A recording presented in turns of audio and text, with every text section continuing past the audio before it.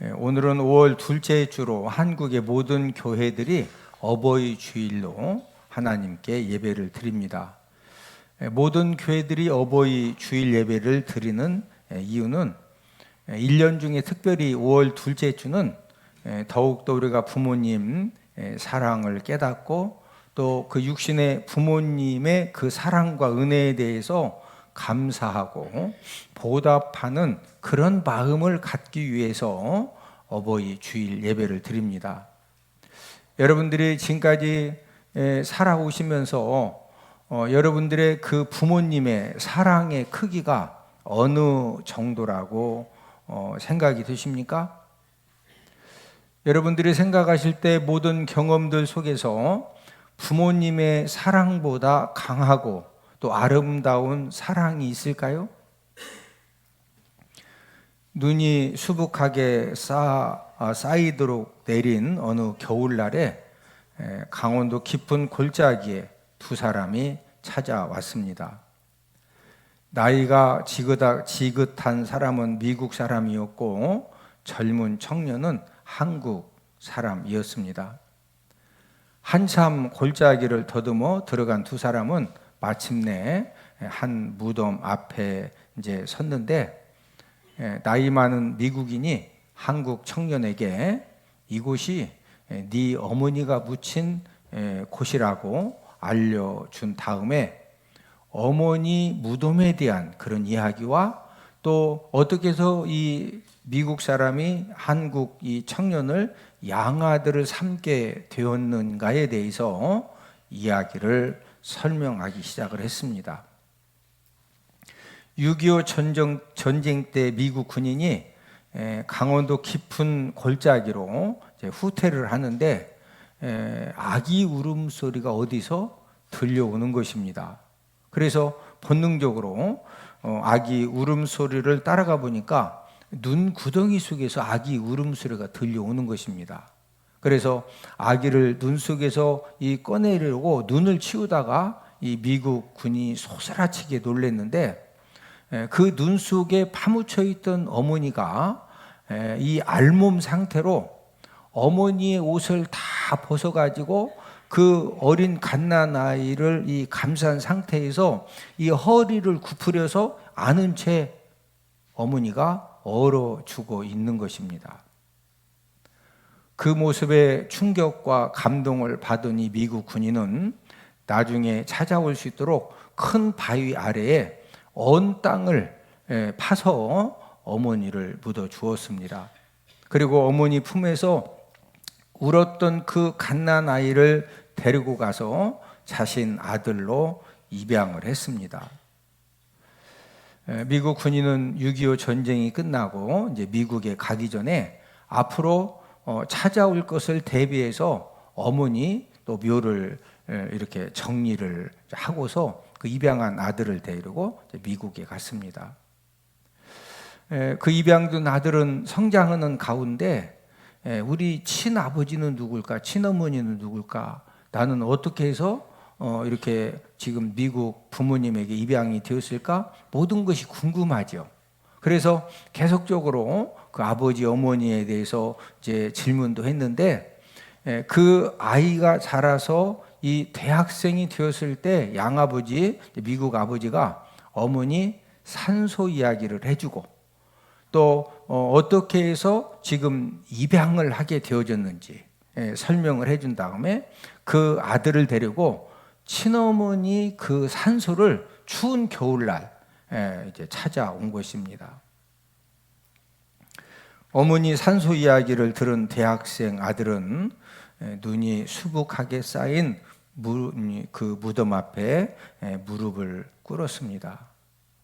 그리고 뜨거운 눈물이 끊임없이 볼을 타고 이제 흘러내리기 시작을 하는데 이 대학생 아들은 그 어머니의 죽음, 그 어머니가 어떻게 마지막 죽으면서 본인을 살려주었는지 이야기를 듣고서 이 대학생 아들은 자신의 겉옷을 벗어서 어머니 무덤을 덮어드리고 어머니 그날 얼마나 추우셨어요.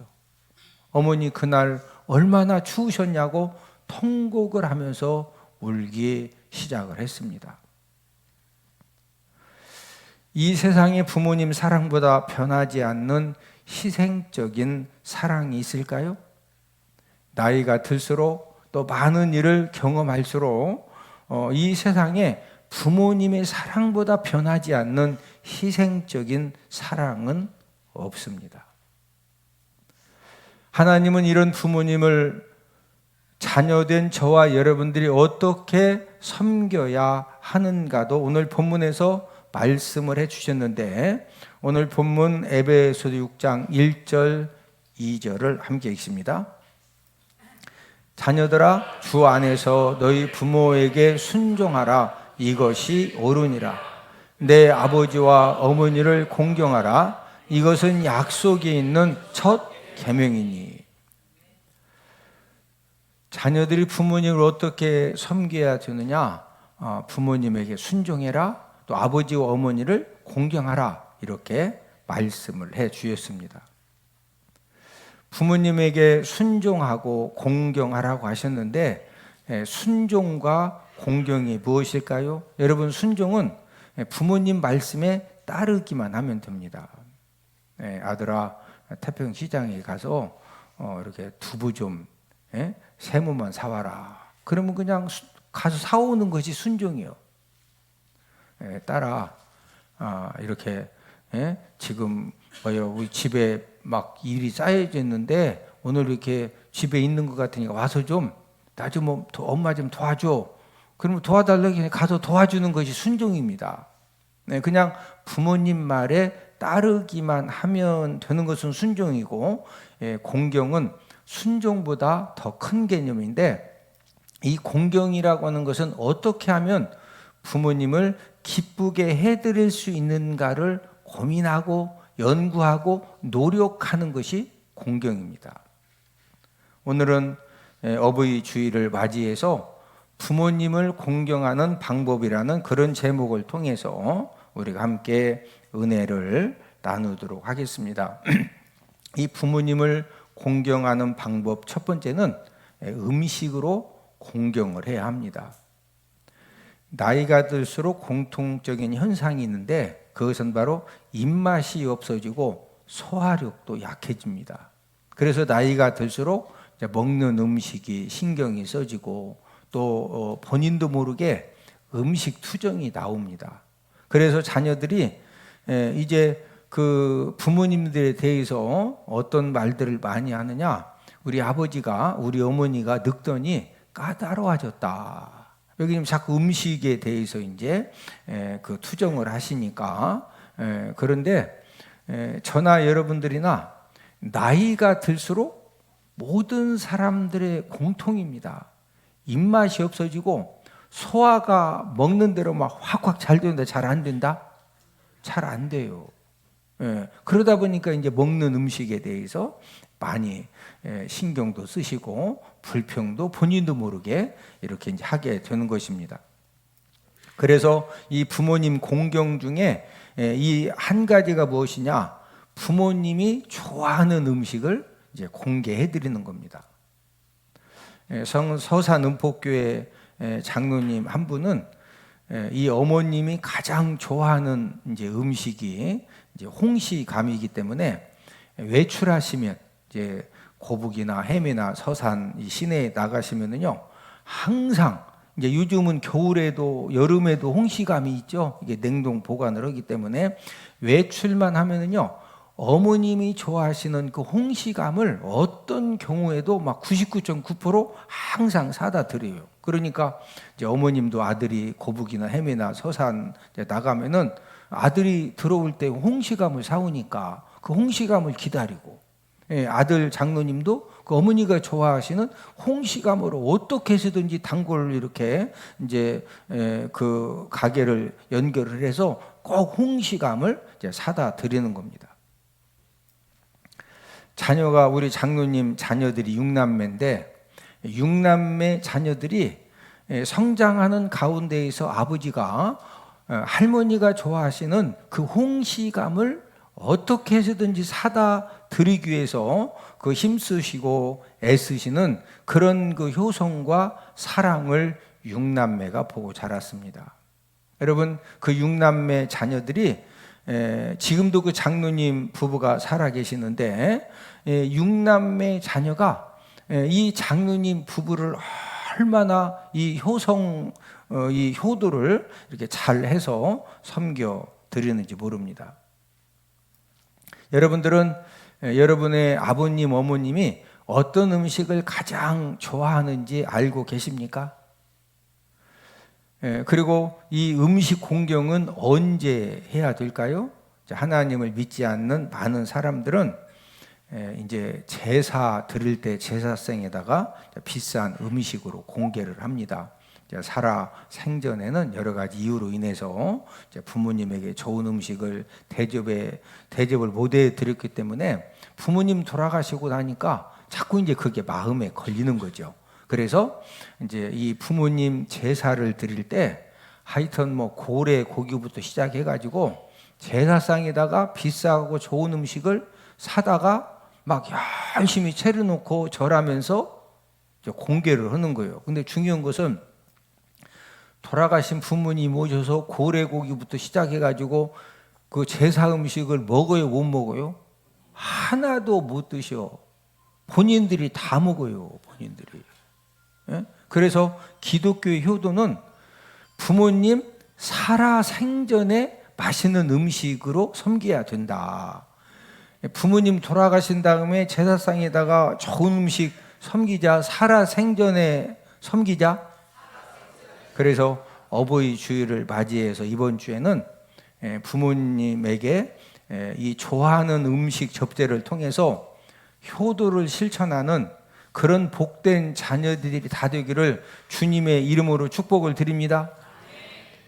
여러분들이 이제 부모님과의 관계가 어떤지 모르지만 또 이제 부모님에게 맛있는 음식, 좋아하는 음식을 이제 이렇게 대접해 드리자고 하면은 어떤 분들은 목사님, 제가요 지금 얼마나 경제적으로 힘들고 어려운지 제가 오히려 부모님한테 돈을 좀 달라고 해야 되는데 좋아하는 음식 대접하기가 너무 지금 여의치가 않아요. 이렇게 생각할 수도 있지만 여러분들이 하나님 아버지 앞에 이제 효도를 통해서 이 약속된 축복을 받기 원하면은요, 옆 사람 쳐다보시고 분수 없이 믿음으로 부모님을 잘 섬기면 하나님 아버지도 분수 없이 개념 없이 복을 허락해 주십니다. 하나님의 축복받는 사람들의 공통점은요, 개념이 없어요. 그냥 하나님의 말씀이라고 하면은요, 그 하나님 아버지 말씀에 순종하기 위해서 분명히 지금 그 돈을 어떻게 쓰는지 막 저축하고 전략하고 뭐해서 다른 데 써야 되는데 일단 섬기는 거예요. 막 개념이 없어, 분수 없어. 하나님도 여러분, 하나님이 주시는 하나님의 축복은요, 하나님이 저와 여러분들 막 계산해서 주시면은요, 우리 진짜 만만하지 않아요. 에? 하나님 아버지도 그냥 막 우리 사람이 이렇게 볼 때 개념 없이 막 부어주시는 그런 은혜 복 받는 사람들은 부모님 섬기는 것도 계산하고 섬긴다, 막 감동 받으면 섬긴다. 감동 받으면, 아니 카드 있지 않요? 카드로 왜 써? 이런 때 쓰는 거예요, 카드. 직접 만나서 식사 대접하는 것이 어려우면은요, 좋아하는 음식이 무엇인가? 여러분들 요즘 인터넷에 들어가면은요, 하여튼 박쥐 막 그 알 같은 거 이런 것은 없더라고. 이런 건 중국에서나 혹시 모르는데 이 박쥐 알 이런 거 빼놓고서 웬만한 음식 우리가 알지도 못하는 음식 인터넷에서 다 팔아요. 에? 부모님이 좋아하는 음식을 직접 이렇게 대접하는 것이 어려우면은 택배로 주문시켜 드리면 돼. 이런 때 택배가 좋은 거예요. 뭐로 주문시켜 드린다? 택배. 막 너무 바빠가지고 택배도 또 어머니 아버지가 라면만 좋아하시지 왜 라면만 좋아하시오? 돈에 끼느라고 라면 드시는 거지. 옆 사람 물어보셔. 부모님이 뭐 좋아하십니까? 하고 물어보셔. 뭐 좋아하는지는 아셔요?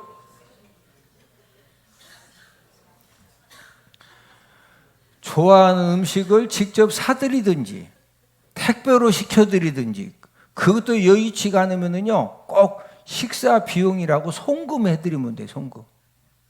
예? 그래서 어버이 주일을 맞이해서 말로만 효도하면은요 아무 의미가 없어요. 여러분들이 꼭 이번 주간에 부모님들이 살아계시는 분들은 축복의 씨앗을 심을 수 있는 기회가 아직도 있는 거예요. 할렐루야. 부모님을 공경하는 방법 두 번째는 말로 공경을 해야 합니다. 인생 삶을 살면서 가장 많은 상처를 주는 대상이 누구일까요? 그것은 바로 부부 관계에서 가장 많은 상처를 주고받고 또 부모 자녀 관계에서 가장 많은 상처를 주고받습니다. 부모님들이 자녀들에게 많은 상처를 이제 받지만 또 반대로 자녀들이 부모님에게 많은 상처를 받는 경우도 있습니다.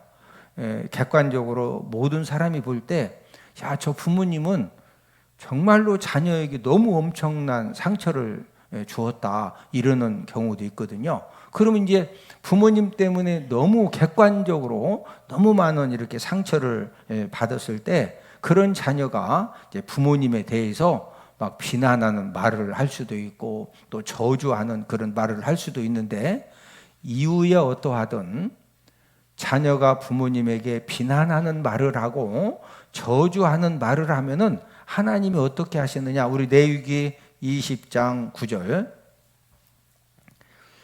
만일 누구든지 자기의 아버지나 어머니를 저주하는 자는 반드시 죽일지니 그가 자기의 아버지나 어머니를 저주하였은즉 그의 피가 자기에게로 돌아가리라. 여러분 구약 시대에는요 자녀가 부모님에 대해서 저주하는 말을 하면은 반드시 뭐해라? 그런 자녀는 죽여라. 예. 자기 아버지나 어머니를 저주하였은즉 그의 피가 누구에게로 돌아가리라? 자기에게로 돌아가리라. 여러분 부모님에게 안 좋은 말 하는 것이 이렇게 무서운 죄입니다.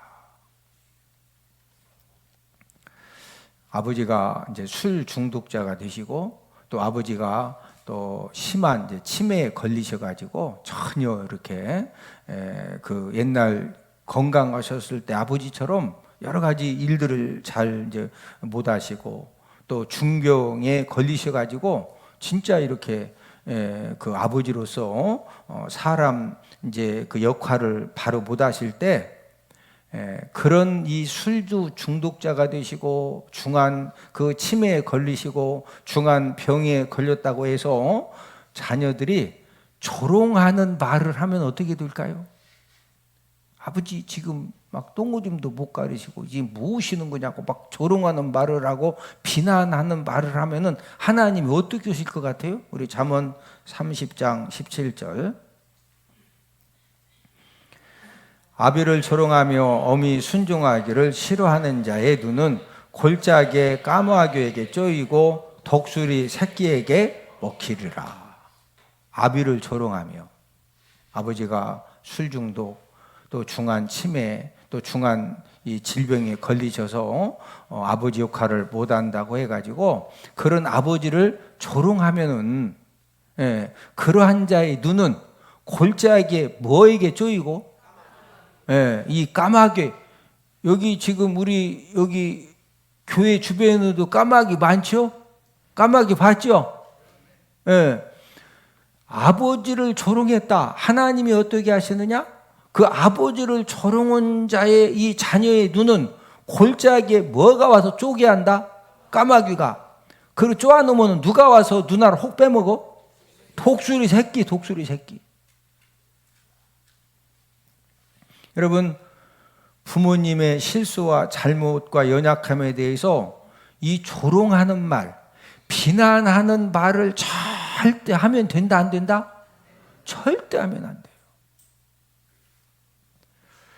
또 이제 자녀들이 무엇인가 바른 길로 가지 못하고 잘못했을 때 끝까지 끈질기게 잔소리하는 사람이 누구냐? 어머니입니다. 어머니.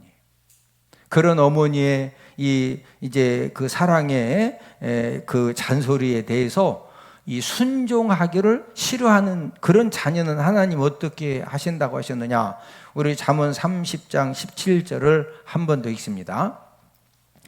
아비를 조롱하며 어미 순종하기를 싫어하는 자의 눈은 골짜기에 까마귀에게 쪼이고 독수리 새끼에게 먹히리라. 예, 이 어미 순종하기를 싫어하는 자의 눈은 역시 골짜기에 뭐가 와서 쫀다? 까마귀. 뭐가 와서 먹는다? 독수리 새끼. 예. 어머니들이 자녀들에게 그 진짜 사랑하기 때문에 끝까지 잔소리하죠. 여러분, 어머니 아버지가 자녀에 대해서 모든 것을 딱 포기하고 이런 하고서 딱 마음 접으면은요 절대 잔소리 안 해줘요. 예? 여러분, 잔소리를 안 해준다? 이미 포기했다는 거예요. 예? 그런데 어머니가 사랑하기 때문에 아버지 사랑보다 어머니 사랑이 객관적으로, 아버지도 똑같이 사랑하지만 이 사랑의 이 농도는 어머니 사랑이 객관적으로 더 강해요. 그러니까 막 아버지는 이 사람아 그만해. 왜 자꾸 잔소리 가지고 막. 그래도 어머니는 이 불같은 사랑 때문에 막 끝까지 잔소리한다 안 한다? 잔소리해요. 그런데 그 어미 순종하기를 싫어하는 자, 순종하는 것만 싫어해도 막 이 눈을 골짜기 까마귀가 와서 쪼고 독수리 새끼가 먹게 하시는데 그 잔소리하는 어머니한테 막 덤벼 쌓고 말 험악하게 했었고, 그러면은 참새까지 와서 이제 눈을 다 쪼아. 참새까지 와서. 예? 여러분, 이 세상에서 잘 되라고 끝까지 잔소리 해줄 사람은요 부모님밖에 없고 어머니밖에 없어요. 아멘? 학교 선생님 여러분 잔소리 해줘요? 안 해줘. 그냥 원리 원칙대로 하고 안 되면 네 인생 네가 사는 거요. 예? 어머니는요 사랑하기 때문에 막 끝까지 잔소리를 해주는데, 싫어해도 막 저런 지금 하나님이 징계하시는데 어머니한테 막 큰 소리 치고 덤벼 쌌네. 그런 사람은요 100% 인생 실패자 돼요. 근데 여러분들 이렇게 생각할 수 있어요. 아니 사람 죽으면은 저기 병원 영안실 냉동실에 들어가는데 거기를 어떻게 까마귀 와가지고 영안실까지 와가지고 막 까마귀가 쪼고 독수리 새끼가 어떻게 먹냐고 이렇게 생각할 수 있는데, 여러분 사람이 죽은 다음에 내가 죽었더니 정상적으로 병원에 연락해가지고 병원 영안실에 모셔가지고 냉동실에 모여서 그 다음에 막 염을 해가지고 관에 들어가서 하여튼 뭐 매장을 하든 뭐 수목장을 하든 화장을 하든 이게 정상적으로 하는 것도 복 받아야 그게 되는 거예요. 어머니 아버지 말에 막 끝까지 불순종해서 인생 실패자 돼서 어디 길에서 객사하고 어디 산에 가서 막 이 썩을 놈의 세상하고 산에 가서 목매달아 가지고 거기 가서 객사하면은요 누가 장례식 치러주고 싶어도 장례식 치러줄 사람이 없어. 에? 그러니까 사람 죽으면은 누가 시신을 못 쳐주니까 까마귀가, 여기 태평동 까마귀가 다 죽은 시신한테 가. 보문산에 독수리 하나 이글스에 뭐요? 독수리, 보문산 독수리요. 보문산 독수리 새끼가 가서 누나를 다 빼먹어. 하나 이글스 독수리 알죠?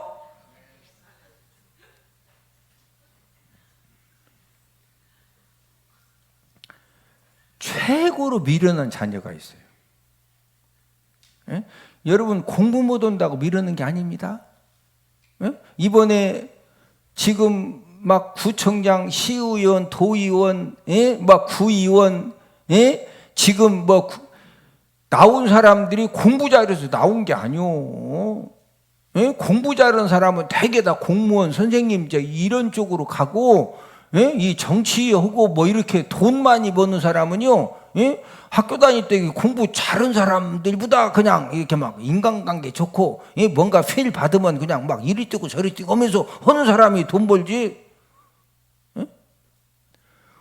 최고로 미련한 자녀, 공부 못한 자녀가 미루는 게 아니요. 최고로 미련한 자녀들은 여러분들이 생각할 때 어떤 자녀가 최고로 미련하다고 생각하세요? 우리 잠언 15장 20절. 지혜로운 아들은 아비를 즐겁게 하여도 미련한 자는 어미를 업신 여기느니라. 최고로 미련한 자녀가 어미를, 아비를 업신 여기는 자녀예요.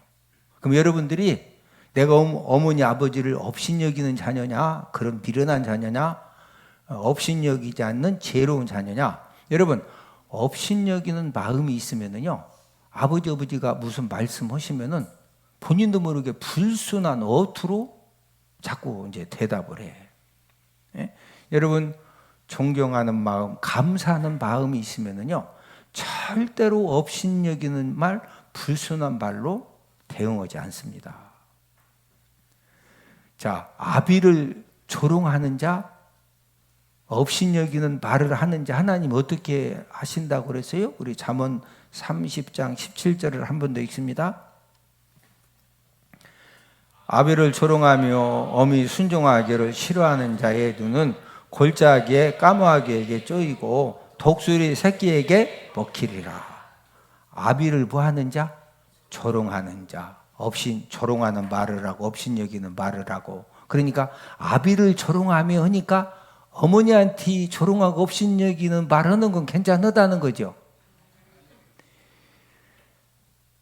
아버지건 어머니건 지금 다 포함된 말이요. 인정하시죠?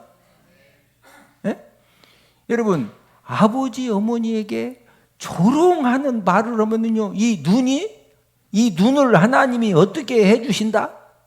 골짜기에 뭐가 쪼아? 쪼아놓으면 누가 와서 훅 다 빼먹어? 독수리 새끼. 부모님에게 막 이 업신여기는 말을 하고 조롱하는 말을 하는 것이 이렇게 무서운지. 반대로 최고로 지혜로운 자녀, 최고로 복된 자녀는 어떤 자녀일까요? 우리 잠언 15장 20절을 한 번 더 읽습니다. 지혜로운 아들은 아비를 즐겁게 하여도 미련한 자는 어미를 업신 여기느니라.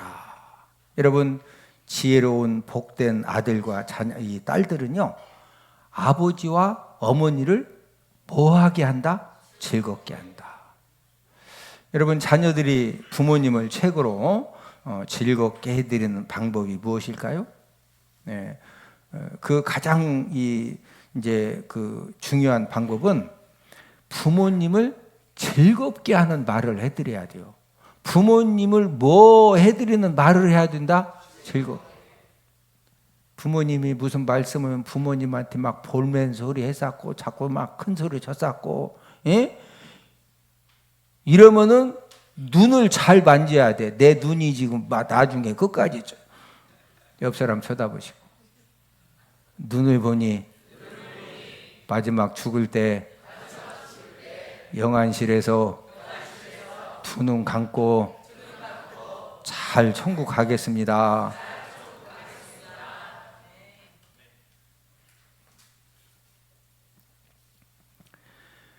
지혜로운 축복된 그런 아들, 딸은요, 아버지, 어머니를 뭐하게 한다? 즐겁게.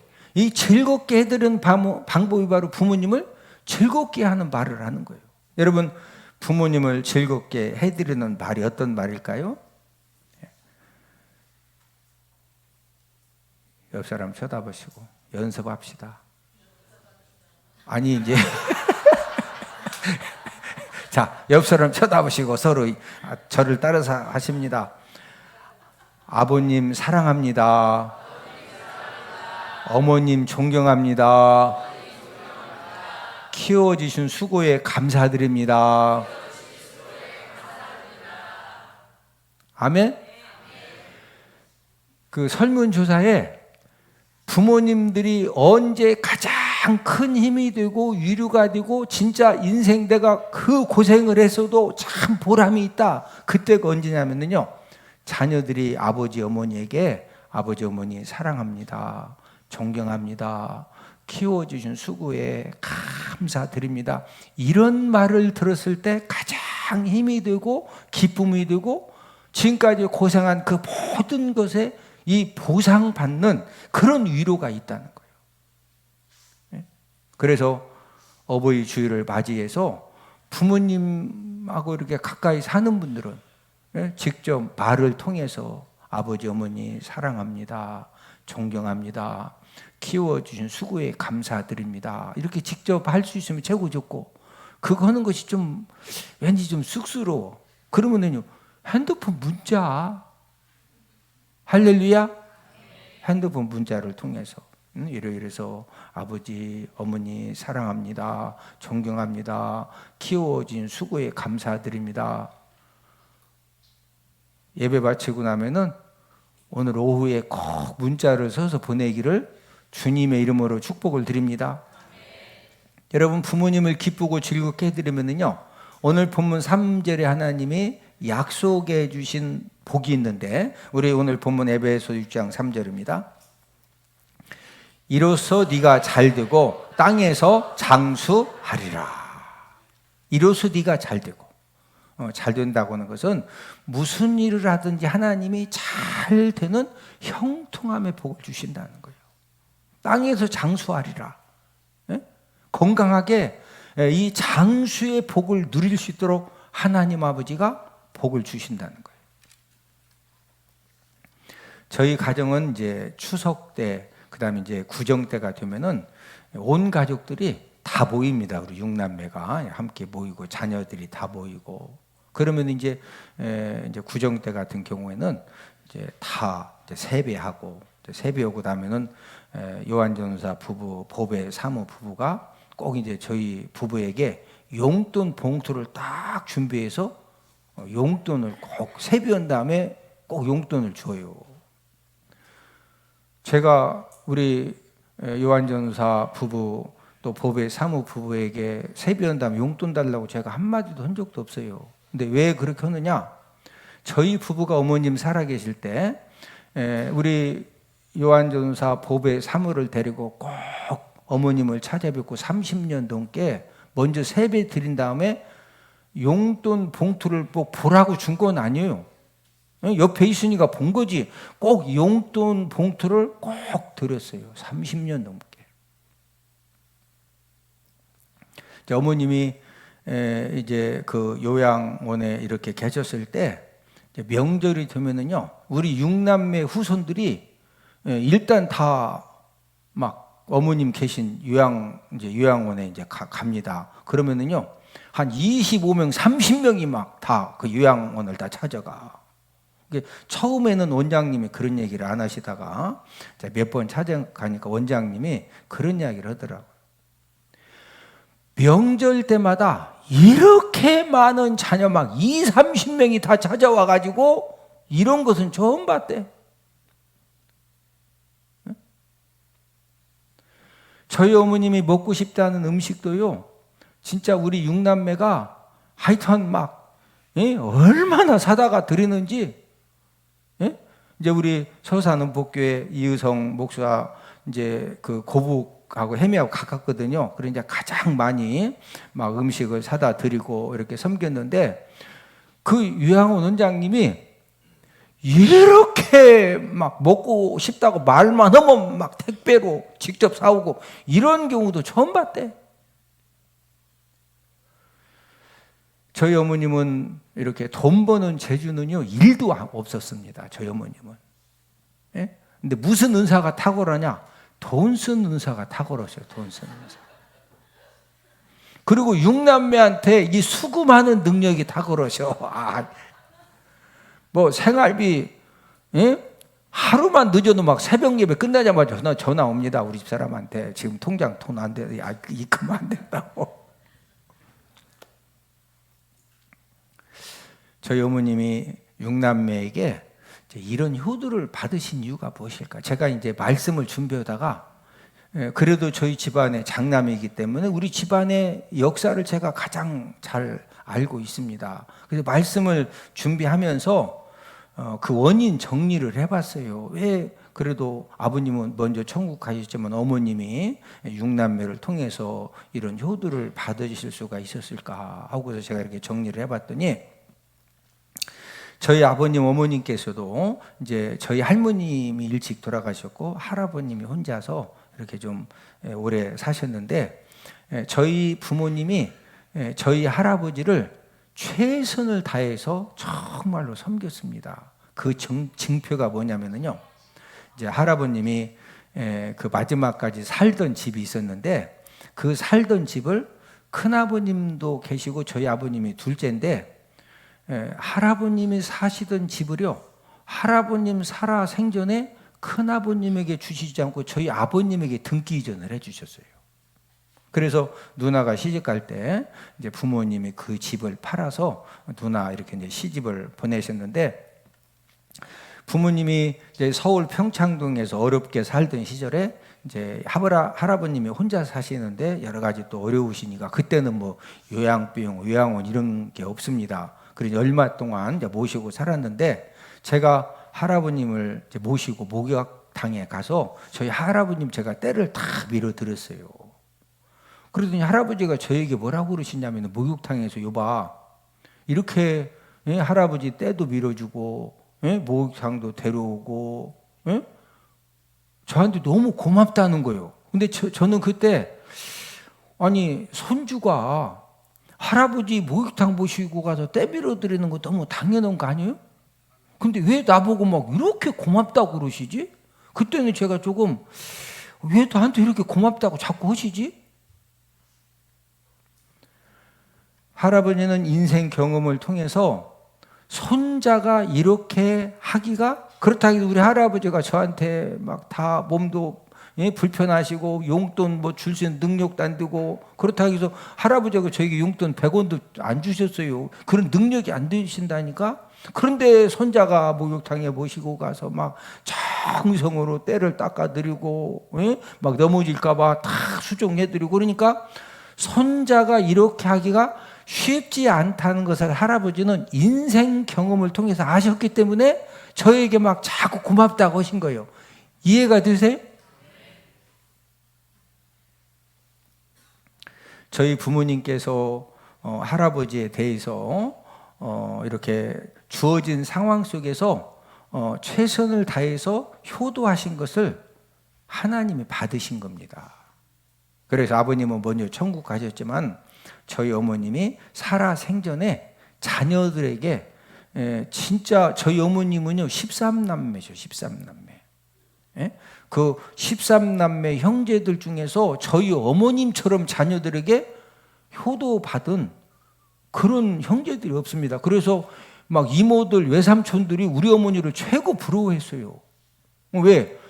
막 우리 6남매가 진짜 개념 없이 섬기는 거예요. 개념 없이. 만약에 개념이 있으면은요, 저는 어머니 아버지한테 할 말이 많은 사람이요. 나 국민학교 4학년 때 논산 고아원에 맡기셨다니까. 그래서 내가 고아원 군인의 구두닦기 공돌이에 나는 어머니 아버지 혜택을 별로 못 받았어. 이해가 되셔? 따지기 시작하면 나처럼 따질 게 많은 사람이 어딨냐니까? 예?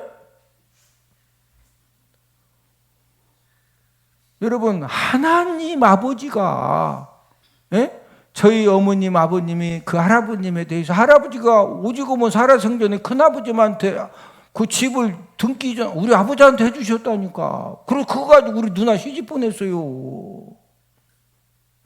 제가 이제 뭔 얘기하냐면은 어버이 주일을 맞이해서 우리가 꼭 알아야 돼요. 여러분이 여러분 자녀들을 위해서 집을 팔아서 뒷바라지를 해주고 막 땅을 팔아서 뒷바라지를 해주고 그 진짜 막 어마무지하게 자녀들을 희생한다고 그래서 그 자녀가 여러분들에게 효도하느냐? 아니라는 거예요. 여러분 절대 그게 아니에요. 우리 나이 드신 분들 보셔. 막 자녀들을 위해서 집 팔고 땅 팔고 다 팔아줬더니 요양원에다가 막 방치시켜놓고 매월 낼 돈도 안 내가지고 무이탁.